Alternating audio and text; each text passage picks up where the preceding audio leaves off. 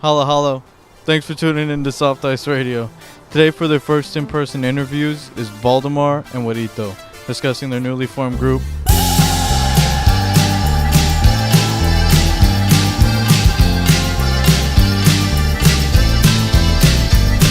Thanks for coming here and spreading some knowledge with us today. First things first, post-release, how are we feeling about the response? We're feeling really, really good. We were actually kind of just talking about that yesterday. We had some really, really interesting numbers of where plays are coming from, and we're just really happy that people are enjoying it. We've gotten a lot of really positive feedback from it. Are you already seeing sort of the demographic and everything? So we're probably going to be approaching like 500 streams pretty soon. Right now we're San Antonio's holding it down on the top city, but then right below it is like Los Angeles, and then we go to Austin, Houston, and Dallas, and yeah, it's doing pretty well so far. What are some of the responses that have really stuck out to you recently? Like some of the comments that have been sort of polarizing for you lately? So usually like when like I show it to like people that like indie music or like people that aren't necessarily like into Tejano, they're like, oh wow, this is crazy. Like I haven't heard anything like this. And then I've also at the same time have talked to like people that are like that have been in the Tejano scene, older heads, and they're like, wow, like this is new, this is fresh. It's very like fusion, kind of like what like orquesta was, but just indie, Not many people actually know this, but Los Juanos isn't the first collaboration both of you have had. So could you tell me something about titles like Slow Door, Vivid Sight, and White Girls? Ooh, yeah. So back in the day, Baldy and I, we met in high school and just kind of started collaborating here and there. And I think the first thing that Baldy actually mentioned was Vivid Sight. So he had a lot of really great, short, punchy, amazing, dreamy, super diverse tracks on his SoundCloud that he was making on his iPod at the moment on GarageBand, and one of those was Vivid Sight. This nice phasered, juicy guitar piece. I don't know. I loved it. I was so obsessed with it. And the first thing that I wanted to do when I got GarageBand on my laptop was remix that song. And so I reached out to him, asked him if I could remix it, and just kind of tore it apart and did my own little thing on that.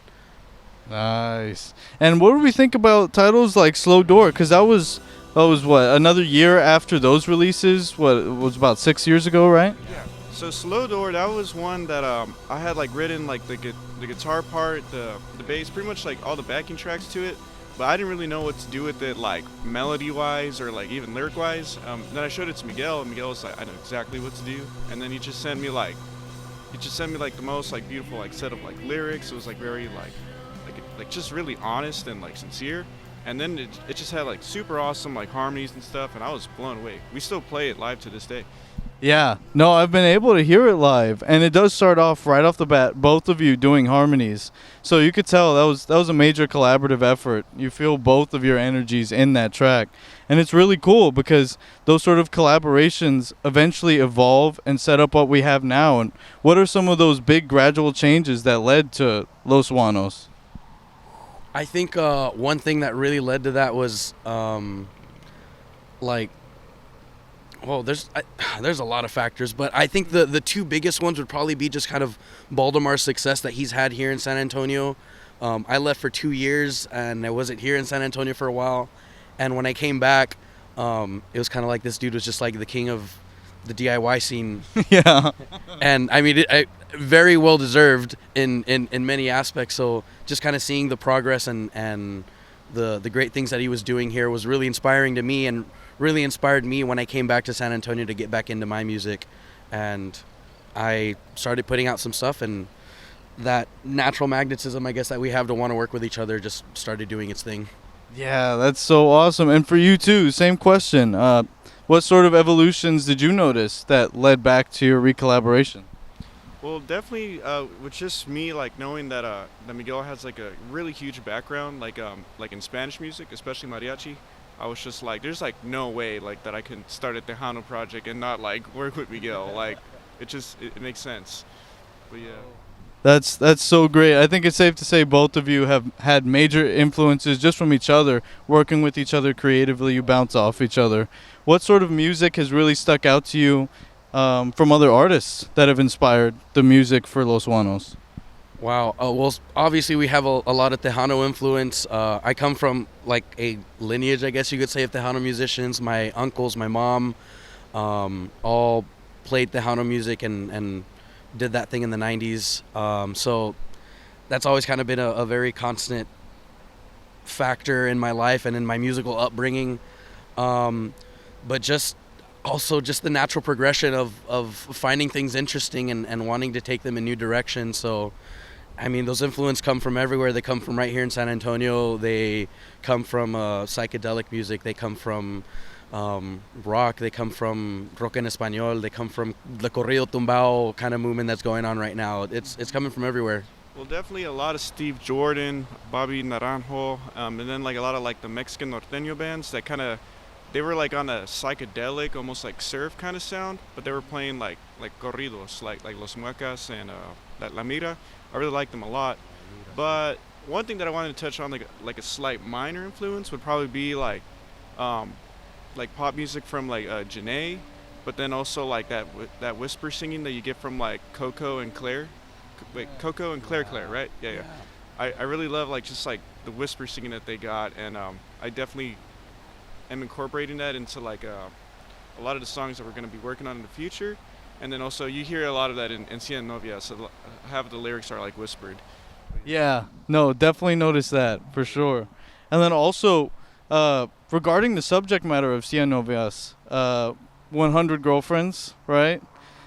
I was interested in knowing classic Tejano subject matter and what sort of comparison that you have with Cien Novias. Also with what you're going to be working on in the future, how you can compare the subject matter of classic Tejano and the sort of new movement of this fresh sound that you're going for.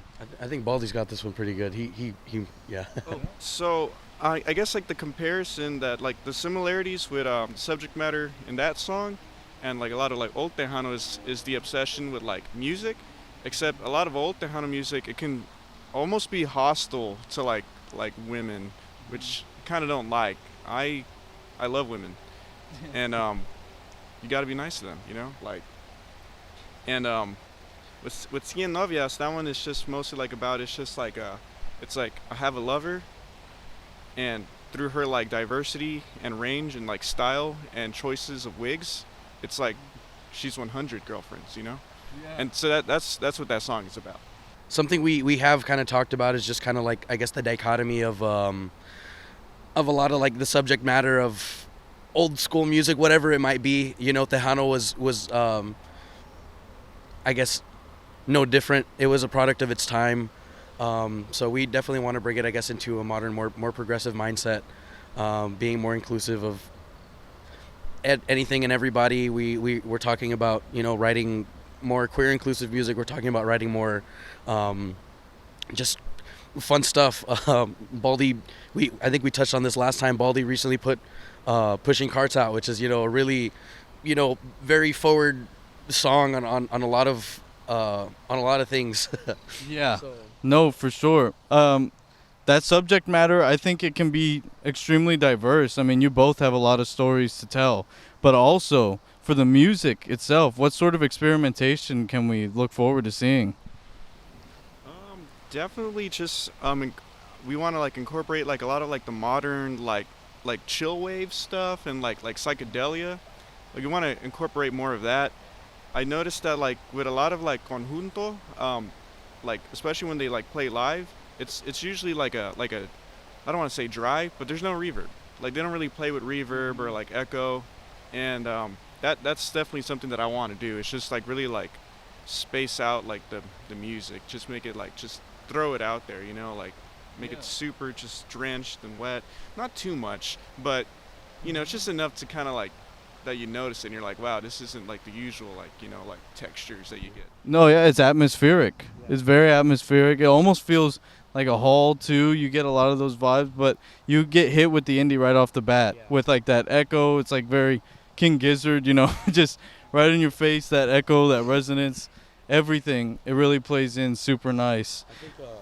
I think also it's just really fun to see the way like things work and the way like Baldy's mind works and where it goes. Whereas like I think a lot of what I pay attention to and kind of want to incorporate is like almost the more traditionalist kind of ideas and seeing like where Tejano was and kind of what it could have been had it, I guess, morphed into something completely different. So I'm very much a person that looks at, I guess, the history of everything and kind of where it got to where it did.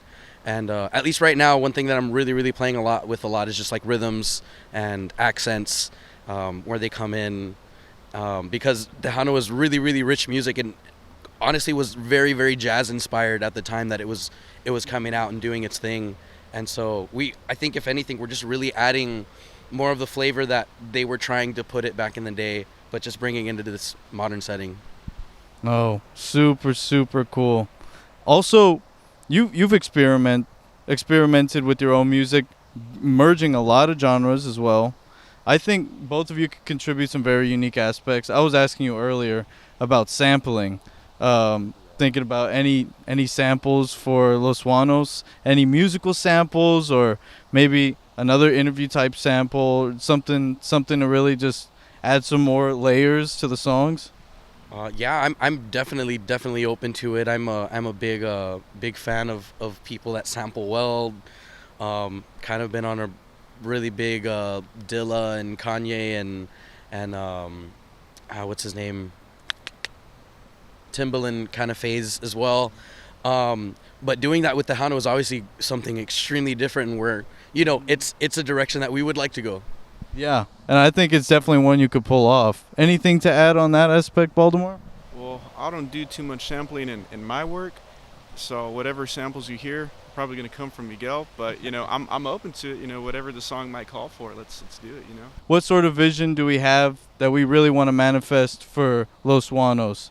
We have some great pictures, some great photography. What sort of things are we actually grasping for in that photography? What was some of the influence? I would say a lot of it was influenced from just old school, just country covers, just where it's dudes are outside, that's the shoot, it's just a good fit and clear skies behind you, that's just kind of what we were going for, just like a vast, open, fresh feeling. And yeah, I'm not really too sure what we might do moving forward, because that might get old, too. But we definitely want to we like playing on the nostalgia factor, but also we want to keep it new and interesting too. So yeah, with a lot of the experimentation, I could see those visual art, those influences being different almost every time. I mean, you were talking about, are we thinking about moving towards a project or doing everything on a single basis? I guess we'll just kind of see how that happens. Right. I think right at the moment we're probably going to focus a little bit more on singles. We're working on material, bouncing some things back and forth, obviously talking about a lot of it. And even in this setting, it gets us, at least me, really hyped about the stuff that we're going to do in the future. So, yeah. Awesome. Now, where can everybody listen to Cien Novias and also some of your influences on Los Juanos and the future of Los Juanos? Yeah, so you can check out Los Juanos basically on any streaming service. You can look up Cien Novias and you should be able to find it there. Also, be sure to follow us on Instagram at Los Juanos. Yeah, we're really excited. But yeah, I think just one of my biggest influences of all time is Café Tacuba. So you're definitely going to be hearing a lot of Café Tacuba influence. They're crazy. They're the greatest band of all time. Awesome. And any last words too for the people back at home? I hope you guys are doing great. I hope you guys are enjoying the music. Feel free to, if Tejano's not your thing, do know that both me and Werito have our own projects, and you could easily find those on Spotify too if you're more into, other things that aren't Tejano. But we hope you are. Awesome. Thank you, Baldemar. Thank you, Werito. And thank you for watching. Bye-bye.